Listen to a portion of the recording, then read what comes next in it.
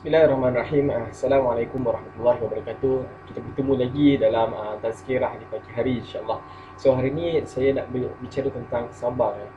Satu benda yang saya rasa sangat relevan dengan diri kita, dengan kita semua. Sebab kita tahu kalimat sabar ni satu benda yang kadang-kadang kita mudah nak cakap, kan. Kita selalu cakap sabar, janganlah marah, kan? Sabar. Tapi hakikatnya nak melalui sabar tu dia kena ada satu kekuatan yang sangat kuat lah, kan. So kadang-kadang kita, satu cantiknya dalam Islam ni, bagaimana Allah gambarkan sabar ini. Allah gambarkan dia bukannya kemarahan semata-mata, tapi dia ada satu perasaan dalam diri kita. Kita nak menahan diri, kita nak melalui dan mengharungi segala ujian dan dugaan yang menimpa kepada diri kita. Bagaimana Allah gambarkan, cuba kita boleh lihat dalam surah Yusuf, bagaimana Allah gambarkan kesabaran Nabi Yusuf, Nabi Yaqub, bagaimana baginda bersabar ketika mendengar berita bahawa Nabi Yusuf dimakan oleh serigala, kan. Bagaimana Allah katakan fasabrun jamil, kan. Bagaimana sabar itu Allah gambarkan sebagai satu benda yang cantik, kan. Satu benda yang perasaan yang menahan dugaan itu, nak melalui dugaan yang begitu berat sekali. Dan bagaimana Allah juga katakan kesabaran adalah satu benda yang penting dan dia perlu kita ingatkan kepada mereka yang lain. Bagaimana Allah gambarkan dalam surah Al-Asr, Allah firman, wal 'asr innal insana lafi khusr illa alladhina amanu wa 'amilus solihat wa tawasaw bil haqq wa tawasaw bis sabr. Kan ayat yang belakang sekali, sabr. Okey, bagaimana Allah katakan demi masa, sesungguhnya manusia ni dalam kerugian. Allah katakan manusia, kita ni, semua manusia ni memang Allah katakan dalam kerugian yang teramat. Tetapi Allah bagi highlight kat situ. Allah bagikan satu contoh golongan yang mana yang tidak dalam kerugian. Allah kata apa? Illal ladzina amanu, kan. Kriteria pertama yang Allah katakan illal ladzina amanu, kecuali orang yang benar-benar, kecuali orang-orang yang beriman.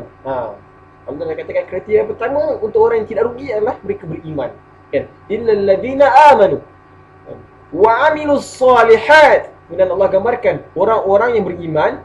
Dia bukan setakat orang beriman je. Dia kecilkan lagi skop, kan. Kita tengok kan, orang beriman ni ramai. Contohnya macam 1 bilion orang beriman ni, kan. Okey, contoh ni, kan. Kemudian Allah kecilkan skop lagi, kan. Wa 'amilus solihat, Allah katakan. Dia Allah skopkan lagi orang beriman. Orang beriman macam mana pula, kan? Orang beriman yang beramal soleh. Tinggal berapa? Dari 1 bilion tinggal 800 juta, kan. Yang beramal soleh, kan. Yang beramal soleh ni macam mana? Yang dia sentiasa melakukan kebaikan, yang sentiasa memberi, kan. Yang sentiasa menasihati, yang sentiasa mengingatkan, yang sentiasa melakukan amal-amal soleh yang Allah katakan, yang sentiasa beribadah dengan hati yang khusyuk dan sebagainya. Itulah dia orang yang melakukan amal soleh. Tapi bukan setakat orang yang beramal soleh saja.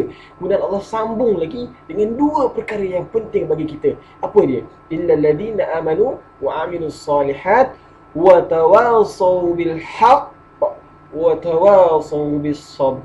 Allah katakan orang-orang yang beramal soleh, yang saling ingat mengingati akan kebenaran, wa tawasaw bil haqq, dan saling ingat mengingati akan kesabaran, wa tawasaw bis sabr. Maknanya apa yang Allah nak katakan dekat sini adalah orang yang beruntung ini, orang yang tidak rugi, mereka adalah golongan yang beriman. Pertama, dia kena iman yang teguh kepada Allah Subhanahu Wa Taala. Kemudian dia kena beramal soleh, dia kena melakukan ibadah-ibadah kepada Allah Subhanahu Wa Taala. Kemudian mereka kena lakukan perkara ketiga, iaitu dia kena melakukan usaha dakwi, iaitu dia kena ingatkan tentang kebenaran. Dia kena ingatkan tentang kebenaran tentang macam mana? Ingat kebenaran ini adalah tentang Al-Quran. Kena bagi tahu kat orang tentang Al-Quran, kena bagi tahu kat orang tentang hakikat Al-Quran, bagaimana nak beriman dengan Allah Subhanahu Wa Taala, macam mana nak rasa kemanisan iman itu. Kemudian dia kena ingat tentang kesabaran, dia kena bersama-sama dengan para sahabat. Kalau kita tengok dalam konteks ni, dia saling, kan.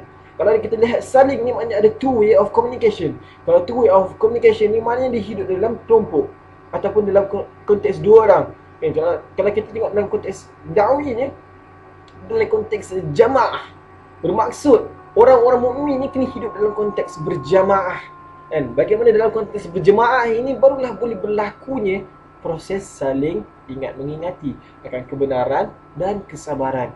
Dan konteks kesabaran ini adalah ketika melalui mihnah, dan tribulasi. Bagaimana kita nak menghadapi segala dugaan ini dengan penuh redha kepada Allah Subhanahu Wa Taala. Walaupun seberat macam mana pun ujian itu, tapi kita tetap redha dengan apa yang Allah tentukan kepada diri kita. Itulah yang bagaimana Allah katakan tentang beruntungnya mereka ni, manusia yang beruntung ini. So kita tanya balik kepada diri kita, kita ni macam mana? Adakah pertama sekali kita tergolong dalam orang yang beriman? Dan kalau misalnya katanya tidak, maka di situ kita kena cepat-cepat sembah balik diri kita, hati kita ini. Kalaulah kita belum beriman lagi, maka kita kena tanamkan keimanan yang teguh kepada Allah Subhanahu Wa Taala. Kemudian kita kena tengok adakah kita beramal soleh. Kalau kita tidak beramal soleh, kita kena perbaiki, kita kena cuba improve kan amal ini. Kemudian ketiga, kita kena sentiasa saling mengingatkan tentang perkara kebenaran, tentang tauhid, tentang Al-Quran, tentang ad-din, tentang Islam yang syumul dan sebagainya. Dan kemudian kita kena juga saling mengingati akan kesabaran. Sentiasa bersama-sama menyokong sahabat-sahabat kita dalam nak mengekalkan iman yang di hati ini. Maka di situlah baru kita nampak bagaimana Allah katakan tentang beruntungnya manusia ini. So mungkin itu saja dari saya. Kiranya terdapat salah, kiranya terdapat yang silap, saya mohon maaf atas segala kelemahan saya. Dan segala yang baik itu semua yang datang daripada Allah, yang buruk juga datang daripada Allah, tapi saya yang menzahirkan. So saya akhiri dengan aku liqauli hadza, nastaghfirullah li wa lakum. Wassalamualaikum warahmatullahi wabarakatuh.